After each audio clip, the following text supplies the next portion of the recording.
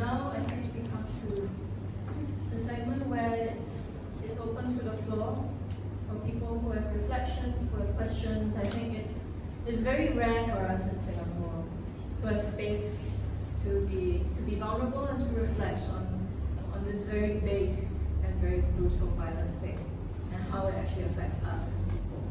So I think we want to really open the space for everyone to be able to share. I think everybody here has a victim impact statement about the death penalty. So is there anyone who might want to share?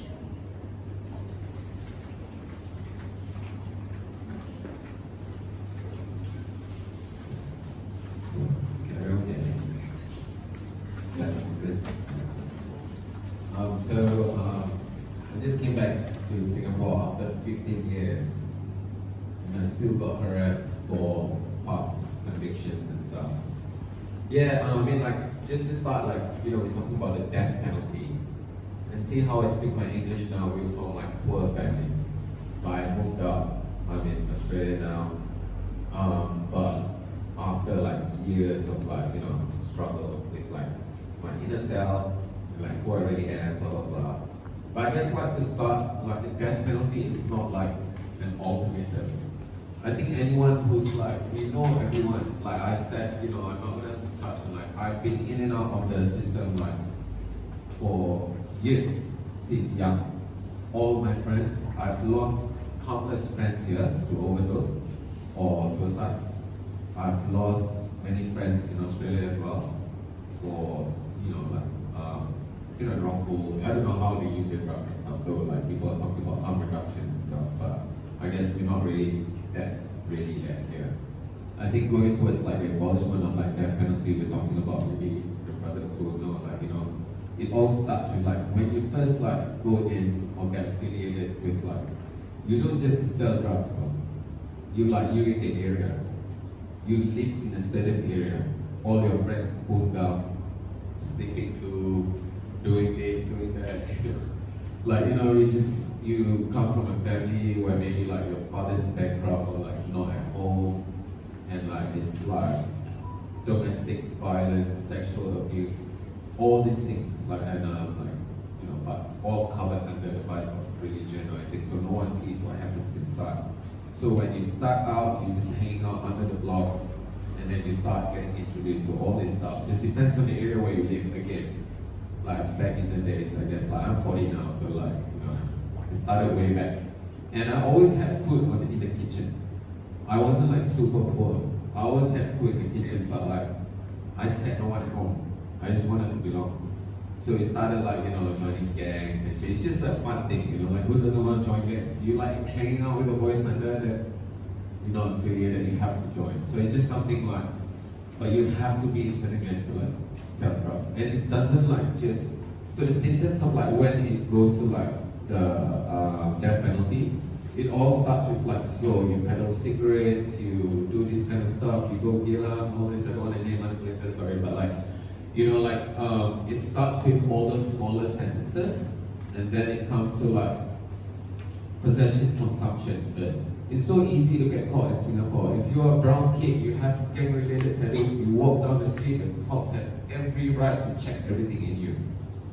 You really feel there's the odds are stacked against you, fuck it, I'm like this, I already did this tattoo, I already did this tattoo. I can't go anywhere, any club, without getting raided, and you all get fucking handcuffed for fucking nothing, I'm also I'm also under IO looking, but you all know my case. I'm here now. I come here to see my mom. I ran away. I was coward, But I'm here to stop the cycle of violence and trauma and harm. And I think we all have to talk about things like trauma and stuff. Why are people using drugs? And I'm not gonna say my personal thing and just implicate myself and stuff. But there was a lot of violence with drug use as well. And why the violence? There's a lot of trauma for poor families, for marginalized people, for people who don't know maybe they're queer or something they have to overcompensate to hang out with the boys. Then you have to sell stuff first to look cool, and then when people get hooked onto that, possession consumption is your first charge. You're a big fuck. You go in fuck. 1 year, 6 months. You know everyone in prison. That time it was like, Queenstown remand. I personally didn't go in like, for like drug related matters, but everything on the streets is all drug related. So like, and it's not like, and when you talk to people like why they start selling it, you have different answers. Some like, for me, definitely because it's cool. Hands down I say it's cool. I got food on the table, like, yeah, my dad's not there, there's violent home. We grew up with like violent home, and everything is about violence. So like that's the way for you when to empower yourself. And then like move on, possession, consumption, people go on, catch second time, you'll be like maybe second time, possession, consumption, last time they have like Selarang, all this like, you know what they put you DRC, what is a DRC? Drug Rehabilitation Center, so everyone know that, right? What rehab is that? There's maximum prisons here. Ask anyone, maximum prisons here, inside like people like, fuck on heroin now, like you at the back, how you want to help him? You got nothing. You drink from the toilet bowl. Everyone visit last time at Queenstown, I don't know what cluster B, but like you drink from the toilet bowl because they stop the water at some point. You can't exercise, you can't do all this shit. Then of course inside you fight with people, then you get like extended, then you get into isolation, then like, I think like, I'm just trying to like go back with this trauma, and it starts from there, right? So then you go LT1, long-term one, I think it's like 5 years or something, max. They don't want to give you any photo, no cut, no program, nothing. Then you go LT2, I still got friends just come out serving LT2. I say, I'm here to help you. To help you what? To help you actually deal with your trauma. Like, why are you doing this, bro? Not what I'm saying, like, I'm not saying like drugs is bad or anything. Whatever I'm doing there, I'm not saying even I quit drugs or quit selling drugs. So you get my point from there, right? But Singapore's like really not a place for it because like, it seems like it's a lost cause. That's what I feel, it's a lost cause. I came back just because of my mom. But you know what, when I came here, I saw my friends. I lost my friends to death, one friend to death penalty. His name is, we call him like Boy Ai. Like, it's like quite traumatic, you run away, then like, you come back and say, what the fuck happened to your friend? I thought it's like road accident, motor accident, steam brake, motor die, like standard one. But like, it's like sad, like you live a different life, and you have identified why you're like that, and then you see keep on dying that the previous guy is also like a friend's friend. And I see like, when people say like, when Singaporeans say, if we don't have the death penalty, right, then all the drugs will come in. So really? You think all the while the drugs never come in? Then the drugs come from where, sir? You think at that point, after people serve LT1, LT2, like these are hardened criminals, you think they're scared of the system? You think if people walk down with samurai sword in front of the Dhoby Ghaut or whatever, you think they're scared of death? They're way beyond that. So maybe like the government could like put more money, I'm not criticizing the government here, I still got the rules. No, criticize. Criticize But like, I'm like they're so scared of me that they want me to leave by the 23rd. So I'm going to cost like a lot of the peace and harmony here, social cohesion. Hey, this one Malay kid, go there now and talk English with it. No, you're scared, huh? Relax lah, I won't contact you. But the thing is like, I come back in terms of like, to talk to my friends about like intergenerational trauma. Like my grandfather's from Pulau Brani. We like Bugis people, like, I don't know, maybe like fucked up the brain, not pirate or this. But it is like true violence and like the home and like, for being poor. And for me, not being poor, it's too much violence at home. Until now, I look at my mom, I'm very sad. She looks at the door every time I sleep in the same bed with her. Because I'm sad. See, like, I cause her so much trauma. 2 o'clock, sometimes she wake up, she say, got police at the door. I say, no police. She said, the police are looking at you. Now she's going to call my phone, I can check my phone. She's going to call like 20 times. Say like, the police looking for you. the police are on your tail. I say, Mom, it's 2024.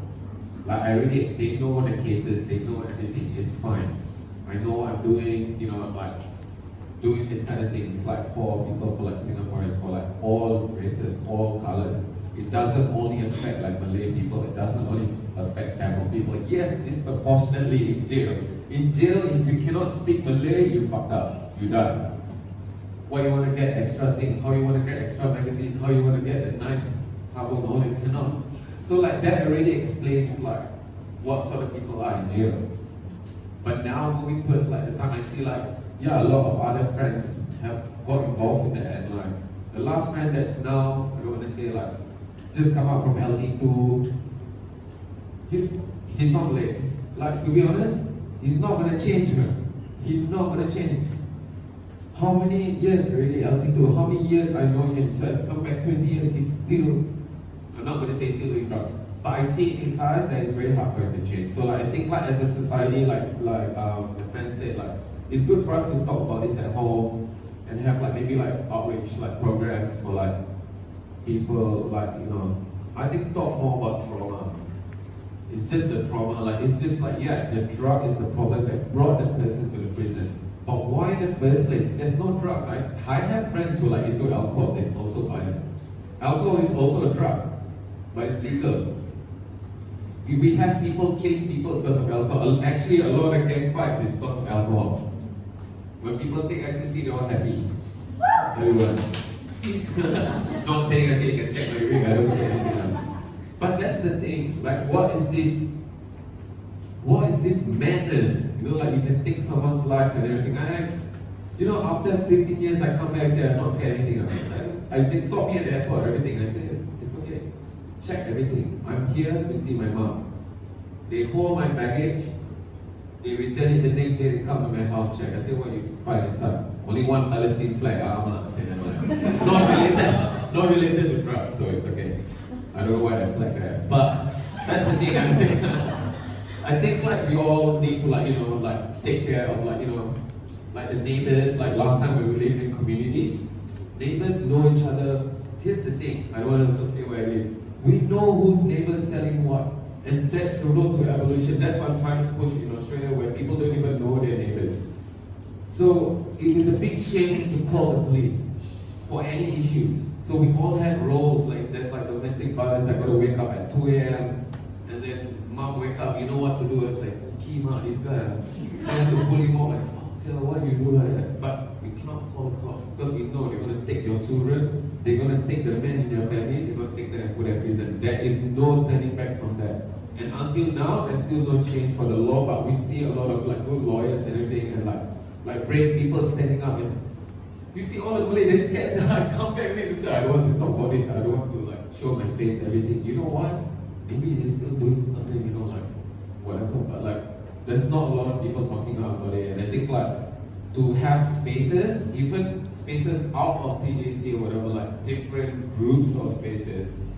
To talk about this stuff is like very important. Like I think like, and the stigma around like we will always have stigma around tattoos, certain tattoos. I don't know if there's still 5 charge for but like they got so gang related tattoos, they still can charge you, right?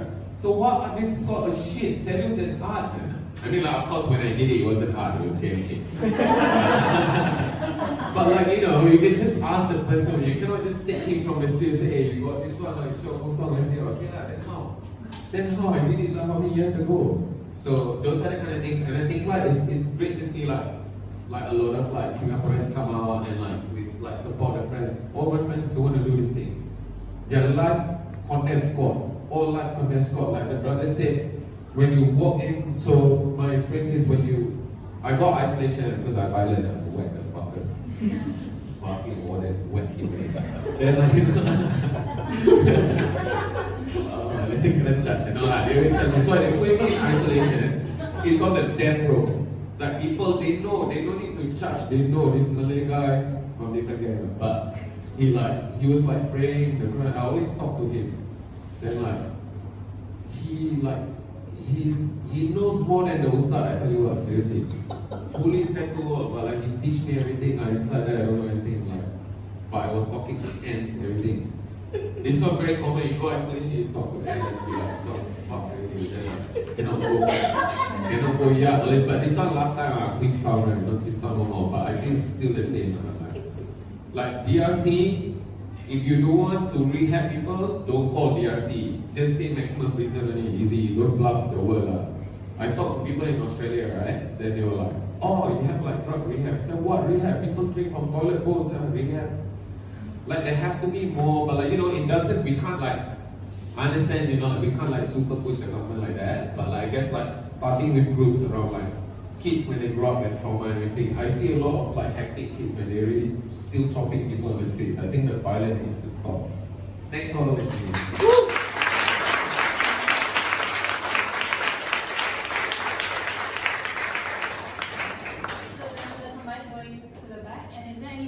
Would like to go after? Okay, I have a question. So I'm a little confused because I'm like I think but not any like some people Singaporeans who are traveling to Asia. So I'm a bit confused like this let's get about new legal process. And so is that new legal process or not? Because the TAC says that there's a blanket ban on lawyers. Then I'm confused because Derek is a lawyer and then there's six counsels who are coming up to defend, and then so I'm very confused. So then it's like then it there's claims that Singaporeans are afraid to defend. So I'm just going to try to clarify: is there a blanket ban? Is there a legal forms? Maybe that can be clearly explained. Should I? I will start, and then you guys can add on if there's. So I'm Kohi from TGC. So I think it really depends on what you mean by due legal process. So the government, of course, has kept on repeating that everyone is granted full due process under the law here. But we know that laws have always been capable of being unjust everywhere around the world, including here. So when you have due legal process under these laws, does that mean that there is true access to justice, or the due process that someone deserves based on their human rights, based on kind of fundamental principles of justice, right? I think those are two different things. So to start with, there's a whole host of issues with what we call due process in Singapore. To start with, like prisoners, people who are arrested are not given a lawyer immediately, and they're often interrogated, in fact always interrogated, without the presence of a lawyer. And in countries even just across the border in Malaysia, police are allowed to take statements without the presence of a lawyer, but they're not admissible in court. But here they are. Often the primary thing that is relied on in many cases is the statement taken from accused persons or arrested persons without the presence of a lawyer. And then there's like a mountain of issues built upon that, right? So when the post we recently put out about the blanket ban is that, so we have a policy here that people facing capital punishment are given pro bono lawyers, like where they don't have to pay, by the state for their trial and their first appeal, right? And then up to 2017, people could continue to write in to that same service. It's called LASCO, like legal aid in capital offenses, right? So they could continue to write in if they had further appeals that they wanted to bring after the first appeal. So typically your criminal process is considered in Singapore to be complete once your trial is over and your first appeal is over, right? And that's what the government refers to as you've exhausted all avenues. But things like constitutional challenges, or like if you want a judicial review, if you want to reopen your case, because there was, you believe some kind of miscarriage of justice in your case, or that there are constitutional problems, right, with your conviction and sentence, then usually that requires other kinds of proceedings after the first appeal that in many jurisdictions it's considered that as long as the person is in prison or alive, that they can continue to access the courts is what is considered access to justice, right? As long as you have any issue you want to bring before the court that has a legal basis, you should be able to, or that has a constitutional basis, you should be able to. But here, after 2017, LASCO stopped taking on cases of death row prisoners after their first appeal. And in these talks, I think what we found deeply problematic about it was that they were not assessing the requests from death row prisoners on the basis of the merits, but it was a blanket ban. So that's the meaning of the blanket ban, right? So it's like once you finish the first appeal, no more. Even if there is a grave miscarriage of justice, too bad, no legal aid. That is LASPO's policy. Yeah, so that's the policy the prisoners were challenging in court, asking why there's a blanket ban and each individual case is not being assessed on its merits, because there are death row prisoners who have escaped the gallows after their cases were overturned following the first appeal, because there were lawyers who were willing to bring cases for them and who saw that there were issues in their original trial or in their conviction and brought further appeals or other kinds of challenges that then actually got them exonerated and freed. No lawyers are currently doing this. Yeah. I mean, and that's not true. I mean, we haven't even started talking about the climate that lawyers operate under here when it comes to capital cases, right? There's been many pronouncements by the court that there are abuses of process, like after the first appeal, that has intimidated lawyers. I think the climate around like the government's discourse on the death penalty has also intimidated lawyers who are now, even outside of LASPO, when we go to approach lawyers individually for a case, there's this like immediate like, no, not if the appeal's over, I'm not going to touch this case, because there is a fear that they will be persecuted or that they will face some kind of like fine or cost orders or other kinds of like issues from the court. So yeah, does somebody want to say a bit about personal cost orders? Or is it too technical? Okay, I'm somebody. And like mine, it's so unusual. Yeah, no, don't worry. Okay, so the whole thing about this, sorry, I just wanted to go back to that due process thing, right? What in my opinion, what TJC said was also TJC's opinion, right? When you look at the entire process, the criminal law process in Singapore, exactly like what Kofila said at the start, right? When you go into the police interview or interrogation, you don't have a lawyer. Inherently, I mean, I feel like that's unfair now. But that's my personal opinion. I'm not saying that the law is bad. No. But what's the perspective on that, right? When you the court's perspective, in my view, is that I caught you saying this. Then now after you find a lawyer, you change your position. Aha, you must be lying. What is the assumption here, right? I mean, I feel like it's implicit that the legal system takes a certain view. Okay, but sorry, on the cost orders, basically, if you let's say I go like for one of those inmates on death row. Of course, I mean, like what I was saying just now, I feel like it's very hard to fight the case. And there is a reason why. Because most of the time you're limited to the arguments that you made previously.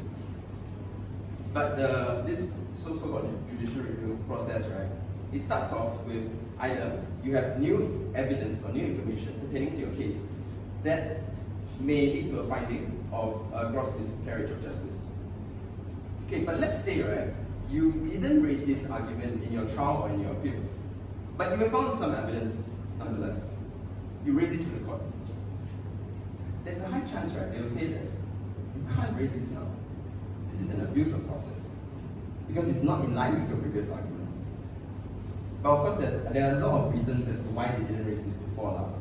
But those reasons are typically not considered because it's a very rigid process. Sometimes we see, I can't direct you to a specific reference now, but if you have the time and you look up some of the decisions, right, on these judicial reviews, you will see that it's summarily dismissed.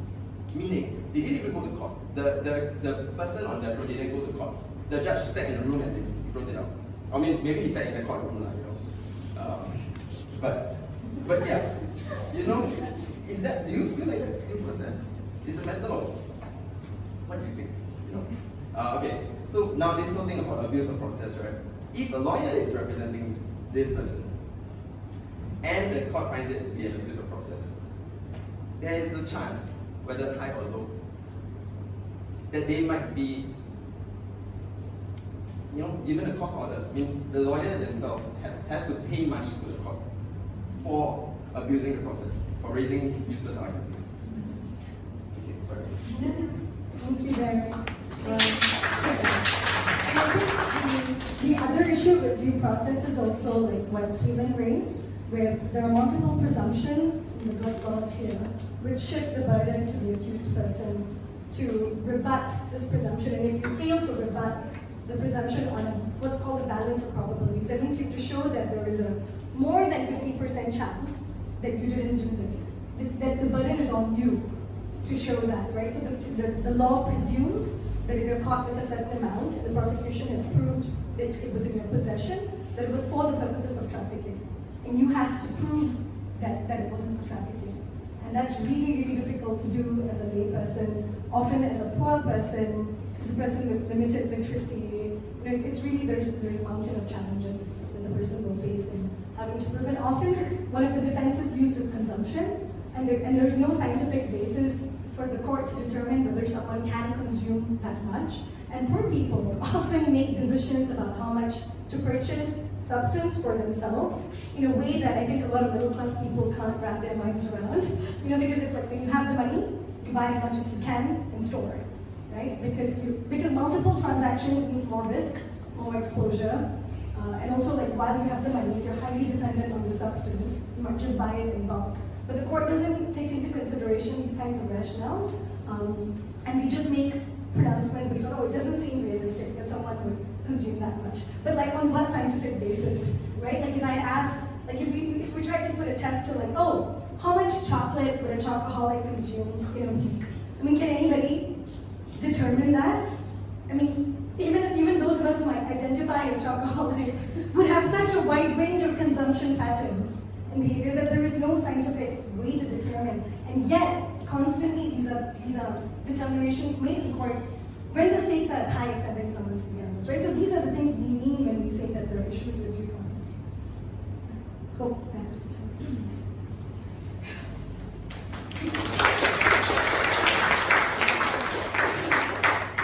Hi everyone. Can you hear me? Yes. Okay, wonderful. So the Thursday night I was like, what should I be doing? Do I want to? Do I not want to? And then I came here, and I'm actually very grateful that I'm here. I think initially we were like, let's share your reflections on what we've heard so far. And I think the first thing that kind of like I was taken by was the level of emotions, which if you think about it, obviously, given what we're talking about life, and so I'm very grateful to be able to hear Mas and her husband and sharing about how even after getting out of it, it's still very much a part of your life, and you see the people, you still remember the cries and everything. And even Eric as well, being a part of this whole movement of doing your work in all these years, that level of emotion. And I think I do have a lot of respect, and thank you so much for sharing that. Even in case you as well, how empathetic you are about this whole thing. And I truly believe that. And so just kind of wanted to share a bit about, just some things that I encountered over the years that kind of reinforced my belief about how wrong I think the death penalty is and how it needs to kind of be abolished. So I think a couple of years back, I attended an exhibition by Mandarin Sukumar. He was one of the Bali Nine. And so basically the exhibition was all of his artwork. And it was an exhibition just about the death penalty. And it was really good. It was so vibrant. A bit about his story is that he got convicted at a very young age in Bali, and they had the death penalty. And so over the years, he kind of built up his artistic style because this Australian was coming in, was meeting him and helping him process what's happening with him. So throughout that experience, he kind of built up his own style. And this exhibition was just about his works. And also sharing about his story. And it's impressive how even in the Bali prison, how people kind of viewed him, how he started teaching others, how he handled himself to the point where the prison warden was actually someone who spoke against and was like, yes, he shouldn't be put on death row. Let's take him out of it, because I know he has been rehabilitated. I've seen it. And how even still, this happened to him. And yeah, I think when I think about the death penalty, for me it's like, if you do have the death penalty, that means you don't believe in the idea of rehabilitation. Because if you do believe in it, I mean, there is a way to get out, there is a way to process all of these things. You're saying that, there's no choice, like there's just no chance, there's no redemption for this person, which seems ridiculous. And yeah, I think I also wanted to share some other things that I've encountered over the years. I think I also watched this documentary about this forensic psychiatric hospital. I can't remember where it was based, but yeah, I was talking about this kid who ended up kind of like hurting, killing his mom. And yeah, he kind of finally came to terms or understood what was going on, and he just couldn't handle himself. He was just so taken by it and was like, oh my gosh. And just, like how in other countries, how they kind of process these things. They've got all these things like a forensic psychiatric hospital to help people who shouldn't actually be charged because of the situation they're in mentally or whatever. And also I think there was also this other documentary I watched, I think it was based in like some prison in Denmark or something, where basically I think this guy killed, murdered someone, sorry if this is a true, but I'm not too sure. But yeah, anyway, so then the whole thing was how about the person that he had hurt, the family member kind of was interviewed, and at some point they were just sharing, yeah, I mean, I forgive him, he's not, I believe that he can be rehabilitated. He's not responsible anymore. Like I see the change, and it's not a big deal to me that he isn't. There's no penalty like a death penalty, for example. And I think all of these things, all of these sort of ideas are very contrary to what we've been kind of told growing up, where, or not even told, but just kind of has been established. Yeah, and so I think all these things have kind of really reinforced my belief. And also I think, thanks so much for sharing Casey about, I know it's like, It's feeling. it's really, oh my god, sorry. Yeah, it's your husband, sorry. They are married, but they're not the same person. I was actually realizing that, like, what do you name? Anyway, but yeah, thanks so much for that. I think there's the beauty in like, having that human TJC as well. I think over the years, having that emotional connection, because I feel like I had more of an intellectual kind of understanding, and so thanks so much for having that human stories, because it's very true, it's very real, and I'm just really appreciative, and thank you so much, and I really do hope that this can grow into something, bigger, into something where we can support, people who are, going through it, so that's just a reflection. Sorry, it's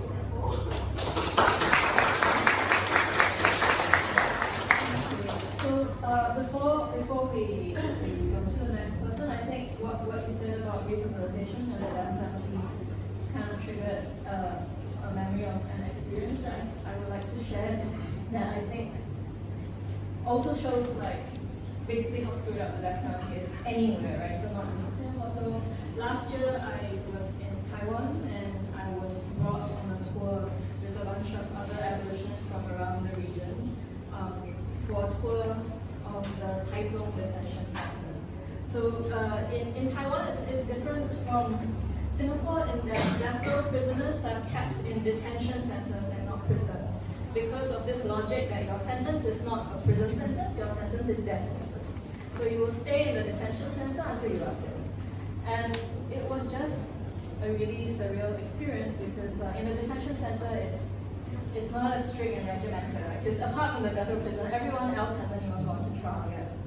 So they're allowed to be out in their cells certain hours of the day. And so we were just taken on this tour of detention center. And there was this guy in the corridor.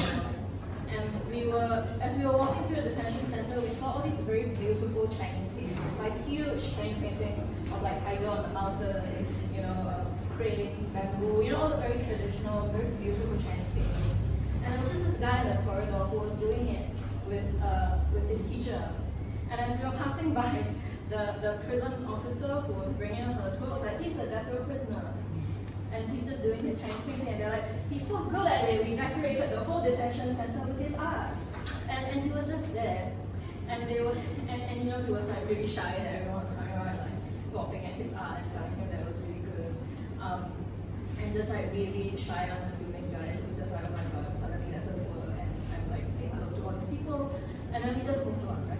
And at the end, after this tour, we were allowed to ask questions, and they were talking a lot about how we have rehabilitation programs, we have restorative justice programs in our detention center, and they're offered to the death row prisoners as well. And they were like, actually, we're very proud that we offer the rehab to the death row prisoners. So I put up my hand, and my question was, if you are so proud of giving them rehab, it suggests that there's an inherent belief that they are rehabilitated. So how do you reconcile that with the death penalty? And the assistant secretary of the detention center was just kind of, he gave this very like long answer of, none of us know exactly when we will die. Although like they know exactly when you are going to die. You just don't know, but in Taiwan they don't give you advance notice of execution. They take you on the cell 2 hours before and then they shoot you.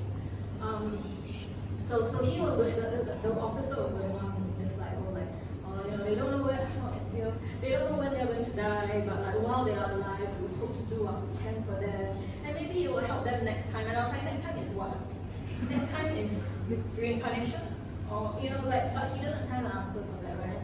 As he was speaking, it kind of hit me that this is what this is the cognitive dissonance that this guy has to do so that he comes to work every day, right? And like you could see from the prison officers that just the fact that the death penalty exists, that they have a death row prisoner in their detention center, requires so much mental gymnastics for them to accept, because they treat this guy like a friend. He's been there for a while. His art is all over their office, all over their center. They're so proud of his art. They're always like showing off to everybody, and they just and like it really messes with everybody. We were shown the execution ground, and the execution ground is on the detention center, and then there's a wall and a gate, and then there's a prison. So the execution ground is on the prison side.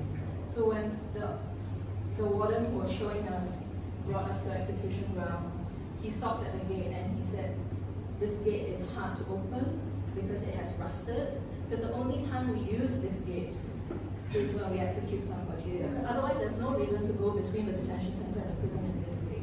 And he's like, this gate is rusted, and I'm so glad, because I absolutely hoped that I would never, ever, ever have to open this gate again. And he felt so strongly about that, because he said, as a warden, when an execution happens, I am required, it is my job to watch. And I have to watch it, and then I have to go back to work. And it was only until a few years ago that the Taiwanese government gave counselors to the wardens after that, right? And the wardens are like, counselors are the bare minimum, right? Maybe it would just be better that I didn't have to watch it in the first place. And so I think that really brought home to me that the death penalty really affects everybody in very profound ways, except maybe the politicians who are like able to talk about it and they sleep very well at night, because they never have to see it, they never have to touch it, they never have to encounter it, and they're never held accountable. Like families have been to MHA to present petition signatures to say we want to talk to Shankar, and he does not reply. He doesn't have to engage with this. One day before an execution, he's posting about how dogs should have a second chance at life. Like, that's just sick. So I feel like, I think that's really what we have to think about, that like what are we allowing the state to turn us into as a society?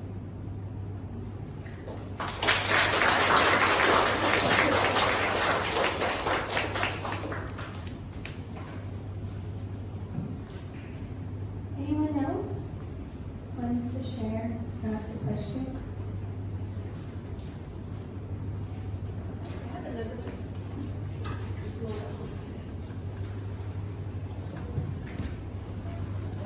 Just trying to understand, like, so all these laws, the laws are. You might stand right, so just this side of the room. Okay, yeah, so I mean the law seems to be targeting these small crimes in drug trafficking, but what about, like, are there laws that targets the drug kingpins, or is it the death penalty is targeting these people only? I'm just trying to understand the difference between the two groups, or the different levels of power in the drug game.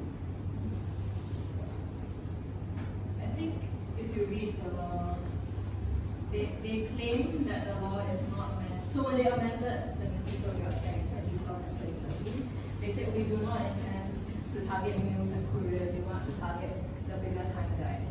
But I think the more that I see the case, I feel like there's also something wrong with how they define who is the bigger time guy, because this big time not very big enough, like all the cases that we see.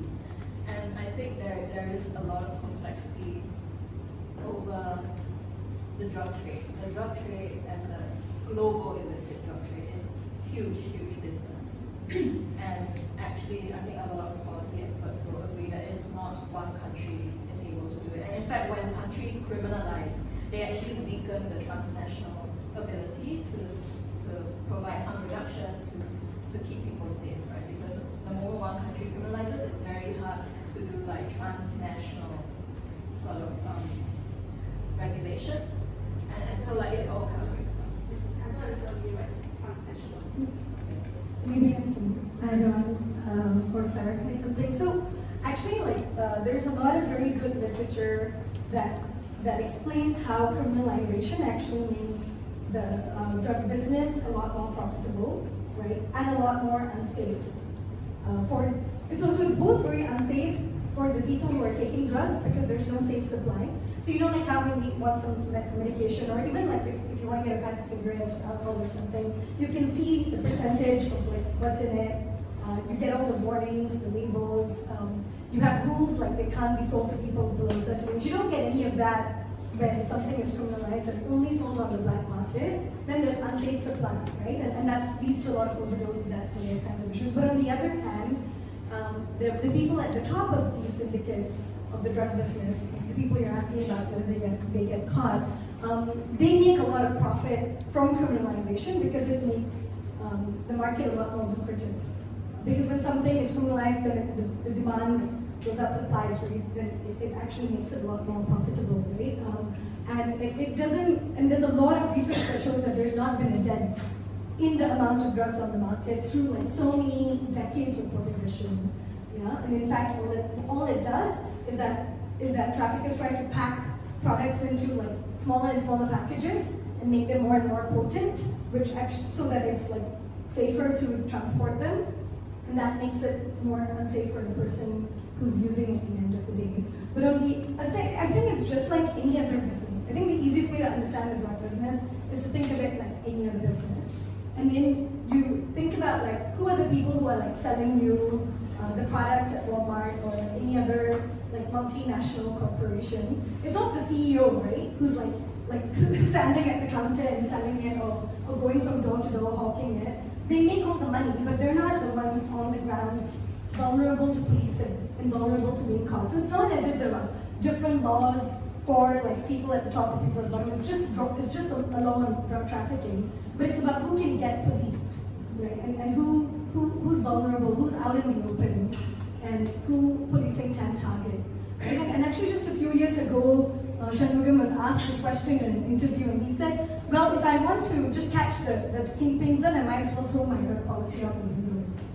And we're like, "Yeah, throw your fucking drug policy out the window." Because the kingpins don't come here, and it's only through these mules and couriers, right? And actually, a lot of the people who work at the bottom rungs of the drug syndicate trade are exploited, right? They're taken advantage of. They're often coerced, and many like researchers have compared them, and said that it's akin to trafficking, like human trafficking in the ways in which they're used in the trade.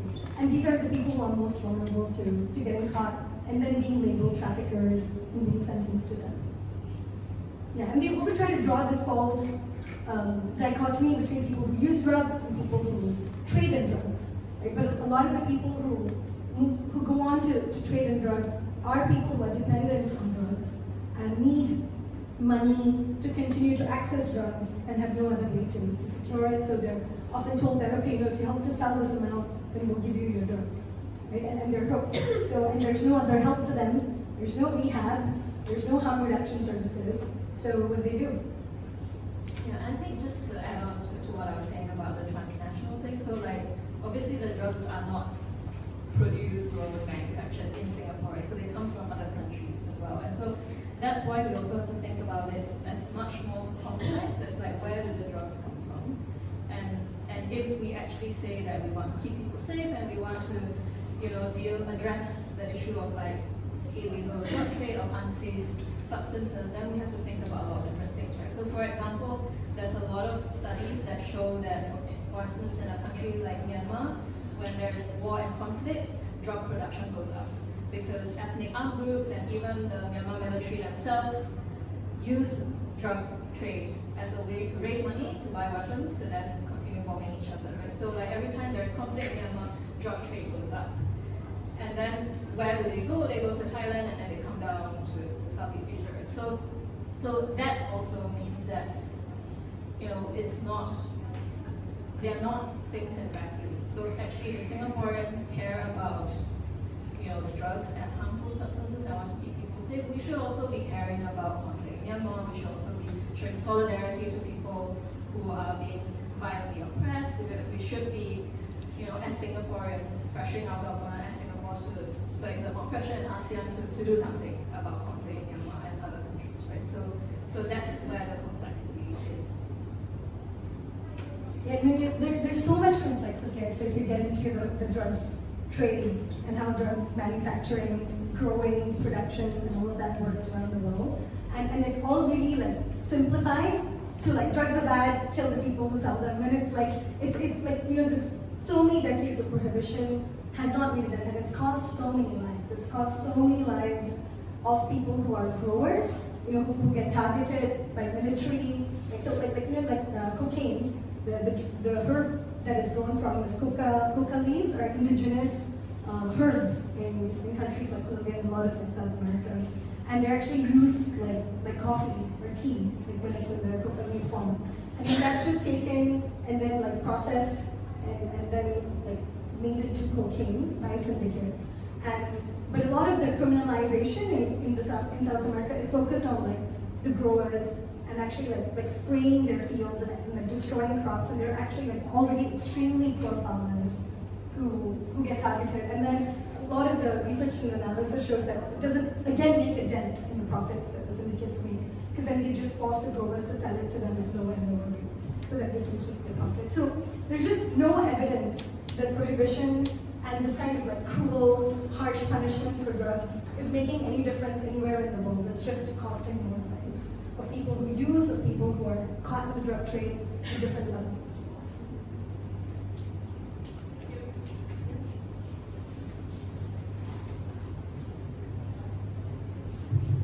Hi.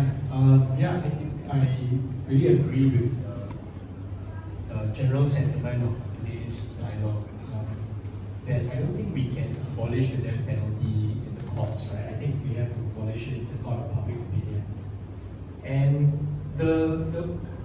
the thing is that it's hard to really know what the public thinks, and this is why the government invests so much money and resources and to shape the narrative, right? So there was recently like this survey that the MHA put out.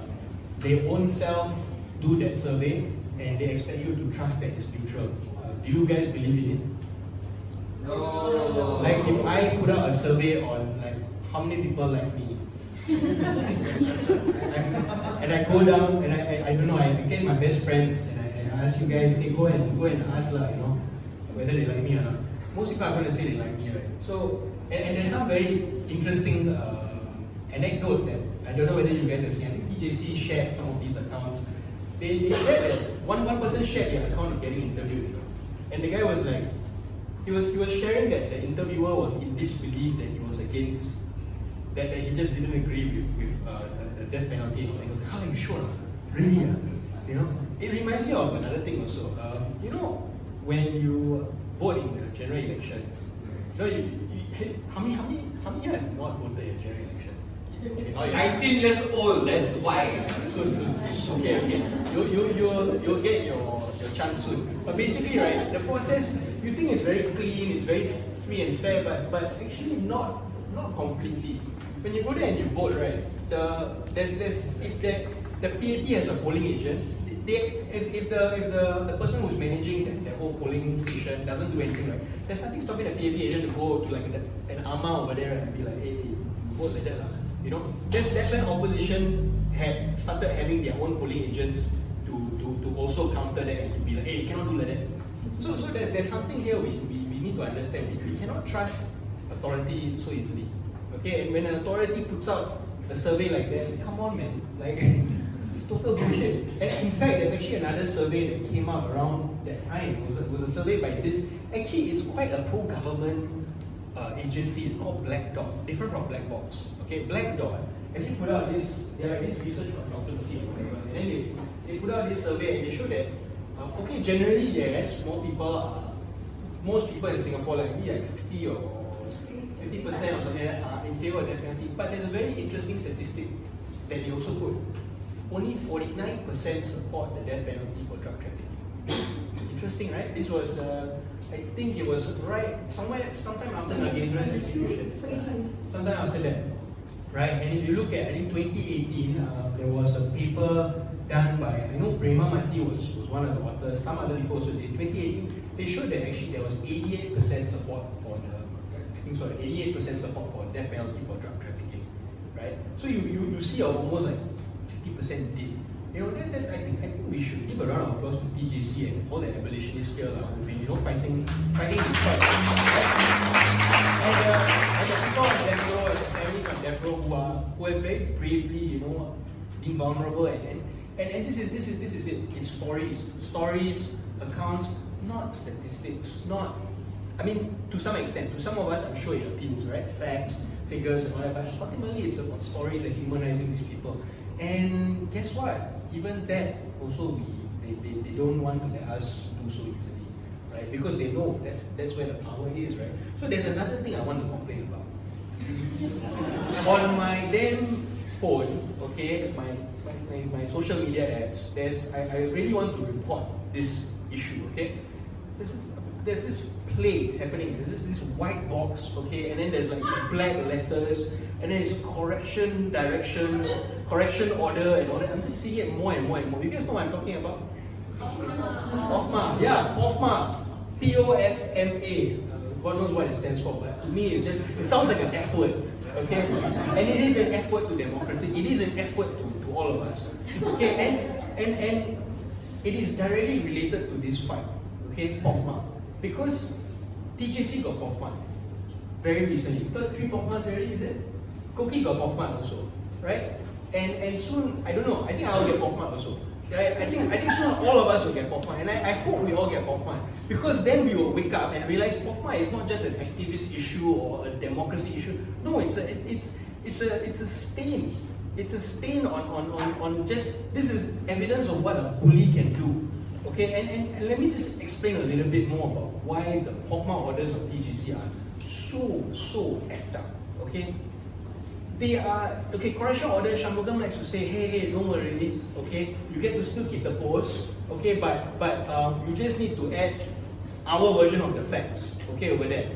Okay, sounds harmless. But in that correction order for Azwan's execution, they are writing that, hey, people awaiting capital punishment, they are actually, they have abused the court process. Is this a fact or opinion? You know what I mean? Like, to say this is a fact, I mean, if there are people who want to comply with this, can you blame them? And do you think not complying with it is a light offense? You know what's the penalty for not complying with a correction order? So Shanmugam recently just said, right, in the CNN article, that the fact that people have not challenged the orders means that they are all in agreement that, yeah, they have made these falsehoods. Yeah, okay, if I don't have $20,000 to pay a fine and 12 months in prison, then sure lah. Right? So if you want to challenge that, that's the maximum sentence. It's crazy. Okay? So I just want to bring this up. Okay? We need to fight back on all this, right? We cannot allow, firstly, people here, please, I know you all are very smart. Please don't take POFMA seriously.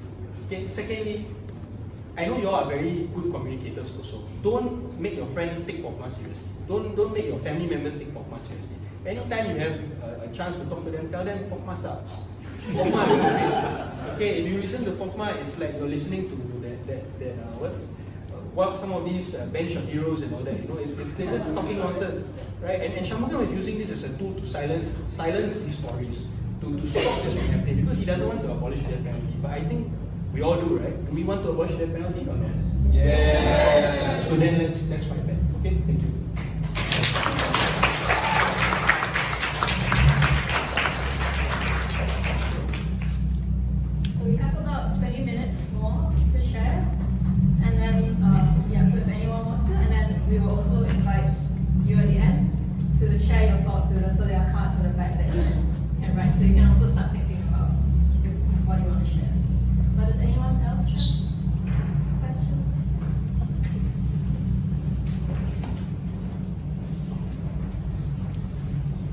It's Sorry, do you okay. mind standing just so that people Oh, okay, I'll stand, but is it okay if nobody takes a photo of me or takes a video? Yeah. Yeah, I'll just share something that I wanted to share 2 years ago at World Day, but I didn't have the courage to say it. I'm a young doctor, and I think a lot of what has been said at World Day has